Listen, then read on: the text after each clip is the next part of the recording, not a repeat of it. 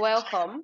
My name is Oladoso Adenike, the founder of Highlight Climate Action Initiative that specializes in peace equality in Africa, especially the Lake Chad region. And I am the founder of Highlight Climate Action Initiative. And ahead of World Environment Day, I have a wonderful fellow here from Ecobarter, Blessing Ekwere, that is going to be sharing more about what our organization is doing to curb plastic pollution, looking at the fact that this has been a global challenge.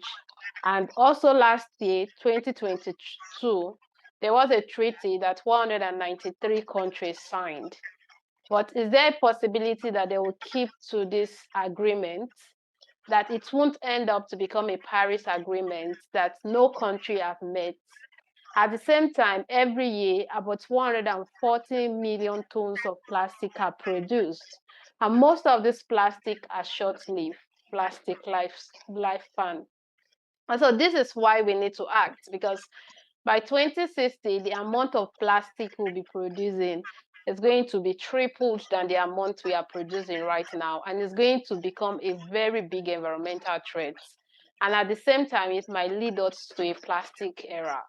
And so today she's going to be explaining what our organization is doing to curb plastic pollution and how you can get involved. So Blessing, you have the floor. Kindly introduce yourself to us.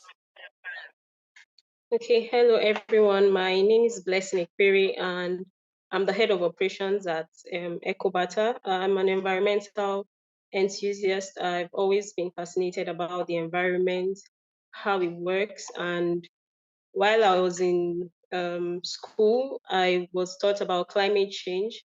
And I saw how this environment, which I'm particular about and fascinated about, is being destroyed by human activities. And that's when I picked up environmental activism. And since then, I went on to school to study geography. And since then, I've been in the space. Thank you so much. Since when you have been in this space, can you tell us what are the challenges to this plastic waste or pollution that we are talking about? Like, what do you think is the problem to it? Well, the problem of plastic waste is multifaceted, as we have seen. It's not just a problem of we have plastic in our environment. It's about the way we consume plastics. It's about the way we produce plastics. It's about the way we manage plastics. So, for the point of production, there are a lot of plastics that are produced without the life cycle being considered as to, oh, when this plastic goes out, how does it come back, and how do we reuse them or keep them away from the environment so that they are not harmful. In the point of consumption, we as humans, we are always looking for a faster and easier option to do things. And plastic has been like solving that issue for us. You know, before now, everybody goes out with their water bottles. When you need water, you take your water bottle with you, get water from the house. But now, everybody wants to just drink water on the go and not have any carry-ons on them. That's how we see a lot of people shifting from reusable stuffs to single-use plastics. And then even in the process of managing, when we have this amount of plastics in our environment, we do not care about, oh, where is this plastic coming from and where is it supposed to go back to? As long as they are not in my house, it's not littering my own house. I don't care about it. We just throw it away anyhow, and that's a mindset of, oh, I don't care about this, or not even caring about what happens at the end. I think those are some of the problems that we say about plastics. So do you think maybe it's lack of awareness? Because I'm aware that organizations like yours, they are finding ways on how to curb the plastic pollution. And as well, some organizations also do waste to wealth. Do you think it's lack of awareness, or it's just people's behavioral attitude, or is it a combination of both? Just give us a practical example of how your organization is making this plastic waste, like taking it off from the market. Okay, I think the problem is a combination of both awareness and behavioral, human behaviors. Because there are some people who genuinely do not know about the effects of plastic on the environment. And then there are people who know about the problems that this plastic causes and decide that they do not care because it's not in their way, it's not their business. So for us at Ecobarter, beyond just collection, we go as far as doing sensitization. Just this morning, we went out to Gariki Market here in Abuja and other locations in Lagos and Benue to raise awareness, getting people to know that, oh, this thing that you think is solving your problem in one end is actually causing another problem Uh-huh. here. Yeah. And then from that awareness, we then introduce them to this system of recycling. So we have a mobile app where you can then say, okay, I decide to recycle my waste and manage my waste properly. And then you sort those wastes that can be recycled. And then you order for a request, you request for a pickup, and then we come pick it up from you and even give you an incentive for the action that you just took. So beyond that, we even encourage people to reduce the amount of plastics that they use by offering them more sustainable options to these plastics that they are using in their everyday life. So such as paper bags, bamboo toothbrush, bamboo sponge, and plates and cutleries, like so stuffs that you can easily interchange from plastics to um, something more renewable and that degrades faster in the environment. Okay, so nice what you people are doing. Like there's even a mobile application. Like how does it work for the mobile application? Do you have to have an Android phone before it works, or just give us a breakdown on how it works? And maybe if you have a major collection points, where are those points located in a particular state? Okay. So yes, for the mobile app, you have to have an Android phone. So when you download the app, there's a portion for you to request What for is a the name of pickup. the app? It's called the Ecobarter app. Okay. So it's on Google Play Store and the Apple Store. So you can then request for a pickup, and then your pickup is going to be scheduled. We have, on a monthly basis, we have a calendar of how we rotate around Abuja and Lagos to collect this waste from households. So once you request for a pickup, you would see the calendar on when next we are going to come to your location to pick up from you. And on the dates of the pickup, we come over, we pick up your waste, we weigh it, and for every kg you get a point. And each point can then be converted into monetary form that users can then use to either shop on the Ecobarter mall or then even withdrawn as cash directly to their bank account.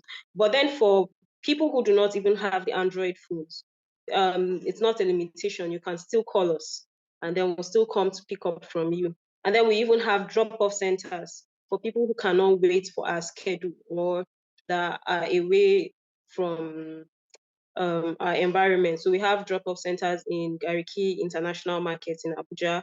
We have one in Kuje. We have one in Sunnyvale Estate. We have one in Lakeview Estate at Jabi. And we have one in Utaku Market. So these are places that we are currently situated.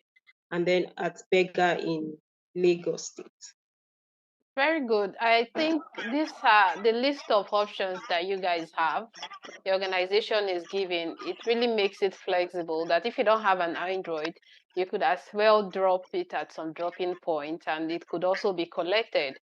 And this tells me that there's a lot that needs to be invested in this industry to help to push for sustainability in different areas. And I want to ask you a question that do you think eliminating plastic from the system is the solution, or curbing the plastic waste is the solution? Because some people have found um, their work in trying to curb these plastic pollutions, because you see some people moving around the streets looking for plastic to carry, to sell, to make money. So do you think the solution is um, banning plastic waste, or you think is to invest more on it in order to bring back? Because there are many organizations like yours too that also recycle this plastic into bags, clothes, different things. So what do you think is the solution? Is it both? I think eliminating plastic is not actually the solution, because we actually do need them to package our products. And for some products, this is the best form of packaging. Imagine your biscuits. Imagine them being packaged in paper bags that allow air to come through them. That reduces the shelf life. So one of the reasons why people actually go for plastic is because it's easy to use and it can be made into any form. It makes your product packaging look very welcoming. So I don't think completely eliminating plastic is the solution. It's curbing it and the way we manage it. So we have to include circularity in the production plan for plastics. So as you're producing them, you make sure that the way that the individuals who are going to then use this plastic know how and where to drop off these plastics for them to then be recycled into new things. And from areas where we can cut down on the plastics that we use, then we should go ahead to cut down, because there are sometimes that we use them unnecessarily. For example, now you go into the market, you buy tomato and pepper from one woman, and she ties your tomato in one and ties your pepper in one. You go to the next vendor and you buy onion. That's another plastic. So that's multiple uses of, you're using multiple plastics in a very short time that you go back home and dispose of all of them because of the content in those plastics. So we need to also, beyond just saying that, oh, plastic is a problem and this and that, we need to curb our use of these plastics and know when and where to use them. And then for the ones that we know that we cannot completely eliminate, know that we have where to drop them off and how their the end life is going to be managed. Yeah, very well. So you agree with the fact that yes, we need to curb but not completely eliminate plastic, because some people have find it as a work. So banning it is going to erode a lot of people out of their livelihoods that they have currently. And that leads me to another question. Like, I saw that in one of your programs, you're empowering internally displaced people. Can you tell me more about that? Okay, so for there are different grades and types of plastics in the environment, and one of the very popular ones is the PET. And currently in Nigeria, there is a lot that is being done to recover these PET plastic bottles. Uh-huh. But that plastic bags that we use when we are shopping, they are very notorious. If you even look around you, you see them everywhere, but very few recycling companies are able to collect and recycle those plastics. So instead of just allowing them to go as waste into the environment, we collect them and we empower internally displaced women in Abuja to then weave these plastic bags in locally, in a local manner, the way the Yorubas weave ashoke. So Uh-huh. we empower them to weave them that way, and then they're able to come out with materials that they can use to make bags and shoes and clothes that they can then sell to, empower build back their lives, get a source of income and feed their families and continue life. So Right. we're just trying to, yeah. Okay. So, who is to be blamed for this plastic pollution? Is it the producer or the end users? I think both ends have a part to play in the Uh-huh. proper management of plastics. I would not completely blame the consumer, and I would not completely blame the producers, because in fact, if you go through a lot of these plastic packagings, Yeah. you would see that the Written. producer has stated Yes. how this plastics should be collected or recycled. and then the consumer then doesn't take note of this and then disposes them incorrectly. And then like the plastic bags that I mentioned, a lot of them are very, very hard to recycle. And the producers even make it difficult to recycle when they begin to add colors and some form of additives that makes the recycling companies shy away from collecting them. So even like the plastic bottles, the greens and the browns are even difficult to recycle. So we need to even encourage producers to stop, coloring these bottles to make them easy to recycle. So you see that both ends have a part to play in this, both the producers, both the users, and even the government has a part to play. So I'm aware that the government of Nigeria, they passed like a policy on this waste of plastic. So does that really make any difference? Well, that is for the people who know about it. Hmm. But those of us in the space who know about, oh, this policy is here, and this is what this policy is meant to do. Oh, for us, it makes some form of difference. But when I saw that, I think the first thing that came to mind is the producer would not take up the cost completely. He's going to pass it on to the consumers, and that is just going to mean, and the consumers might not even know why the cost of their products are going up. They probably would not know. And as long as they do not know the reason, they just keep feeling, oh, it's a bad economy, it's bad economy. But if they know that, oh, the reason why the cost of this product is going up is because a policy was passed so that there's more tax on people who use plastics, then they are now able to say, oh, so it is because it's plastic. So let me start looking for products that are being packaged some other way, or let me start carrying my own packaging to the market.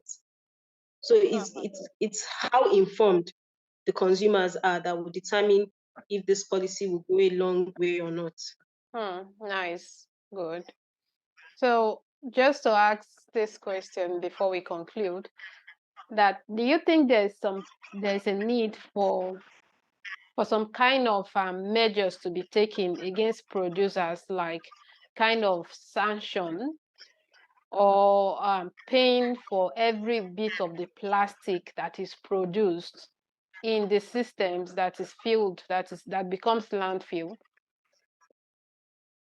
Yes, there needs to be a sanction, there needs to be policies, there needs to be control, right? We need control, because if we cannot control from the production, then how do we manage the end? So we need control even in the production. Just like I said earlier, that the plastic bottles that comes in colors of greens and browns and very deep blue are very hard to recycle, and most recycling companies reject them. So if the producers know that, oh, by the time this plastic is being used, it cannot be recycled, and because it cannot be recycled at the end, I'm going to pay heavily for producing this, then they have to go for other options. So it's very important that we control both from the production to the end life. Thank you so much. So do you have something like a concluding statement on this year themes on beating plastic pollution, as it has to do with you personally and with the organization you represent? What is your final statement on this interview, looking at the facts about the general overview of the theme of beat plastic pollution, as it has to do with you personally and the organization you represent? Is there something you want people to know or information you want to pass across to the general audience? I think what I want the general audience to know is plastic is not a problem. It's the way we use and manage plastic that is the problem. And we all have a role to play in managing this plastics that we have seen to be a problem in our environment. And the more we sit down and think, oh, someone will take care of them somewhere else, the more harm it begins to cause for us. So it's time for us to all take action, because even if it goes away from your immediate environment, for a fact that it's still in this environment that we are all occupying, it's going to, in one way or the other, harm our health or our environment or even our livelihoods, because it goes that far. So thank you so much, Blessing, for your time and for agreeing to do this interview with me. I really love the work you guys are doing at Ecobarter, and I hope there will be more financial allocation towards this section in order for you people to do much better and to expand, your boundaries of work to other states that needs all of these measures to curb plastic pollution. And I think this is an everyday theme that goes beyond the Environment Day for us to rethink the way we handle plastic for the good of the people. If we don't do that, then maybe all our land will be filled with plastic all around the world. And it's going to lead us to a plastic age. So this is the time for us to transform this plastic into something good and to also create this awareness, for the policies that have been passed across by the federal government. I feel we need to pass these policies in different languages that we have in Nigeria for them to understand these policies and to take it into consideration. So thank you so very much for your time. Thank you for having me.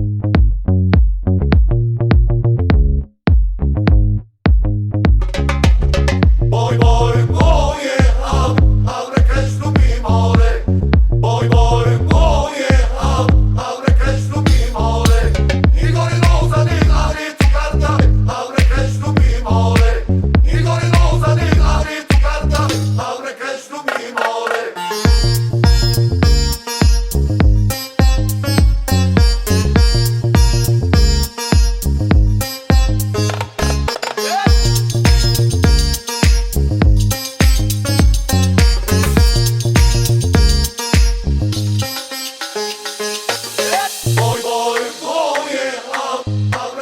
mi more.